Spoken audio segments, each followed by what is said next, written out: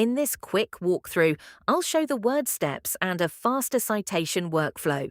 We'll cover the menu path, a quicker shortcut, and a simple tip for keeping sources consistent. First, place your cursor where the citation should go.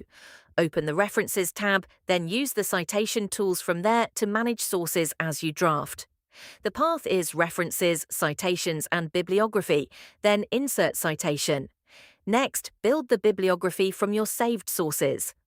After the in-text citations are in, generate the bibliography from the same References panel.